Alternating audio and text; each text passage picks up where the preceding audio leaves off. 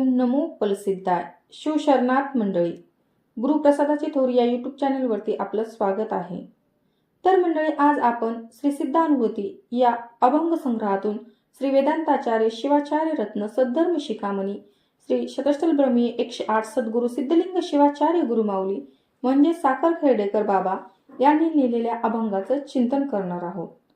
चला तर व्हिडिओची सुरुवात अभंगाने करूया. ऐक रे मना जरा लाग वेग करी, तारावया भव सिंधू सद्गुरूचे पाय धरी.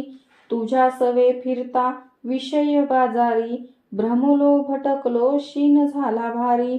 चला जाऊ स्वानंदाच्या गावा, सद्गुरु हाची सर्व सुखाचा ठेवा. सिद्धलिंग तुझ विनवितो मना, नको विसरू धरी सद्गुरु चरणा. सिद्धलिंग तुझ विनवितो मना, नको विसरू धरी सद्गुरु चरणा. तर मंडळी, अतिशय सुंदर असा अभंग बाबांनी लिहिलेला आहे मनावरती. मन अत्यंत चंचल आहे.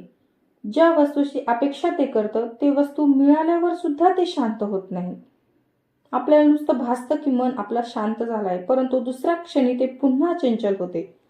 या जगातील सर्व वस्तू एकाच मनुष्याला बहाल केल्या तरी तो मनुष्य पूर्ण समाधानी होणार नाही. कारण मनुष्याच्या मनाचे पूर्ण समाधान करण्यासाठी हे जग देखील अपुरे पडते. जग लहान होते पण त्यापेक्षा मन मोठे होते. म्हणून मनाला तृप्त करणारी एकच वस्तू आहे, ती म्हणजे परमात्मा. याशिवाय अन्य कोणत्याही वस्तूने ते तृप्त होणार नाही. करण्याचा प्रयत्न केला तरी एखादा तरी कोपरा रिकामाच राहतो. म्हणून बाबा म्हणतात की हे मना ऐक, तू जरा घाई कर, हा भवसिंधू सागर तरुण जाण्यासाठी सद्गुरूचे पाय धर. मनुष्याचं मन ही अशी वस्तू आहे ती कधीच तृप्त होत नाही. आपल्याकडे जे आहे किंवा मनाला जे मिळालं आहे ते त्याला कधीच नको असतं. मन नेहमी नवीन नवीन वस्तूंच्या मागे फिरत असतं. आपण त्या मनाच्या मागे फिरत असताना विषयामध्ये भरकटतो. सतत भटकून पण आपलं मन काही शांत होत नाही. जेव्हा आपल्याला हे कळतं तेव्हा बाबा म्हणतात, भ्रमलो भटकलो शीन झाला भारी. आपल्याला माहिती आहे का, जगात एकच गोष्ट आहे जी आपलं मन तृप्त करू शकते. चला एक दृष्टांत श्रवण करूया. एक राजा होता. रोज सकाळी जो याचक प्रथम येईल त्याच्या इच्छेप्रमाणे दान करायचे त्याचे व्रत होते. म्हणून अनेक जण प्रथम याचक होण्यासाठी धडपडत असत. एका दिवशी एक विलक्षण याचक राजाकडे आला. राजाने विचारले, तुला काय हवे आहे? याचक म्हणाला, काय द्यायचे ते द्या, पण ही झोळी भरून द्या.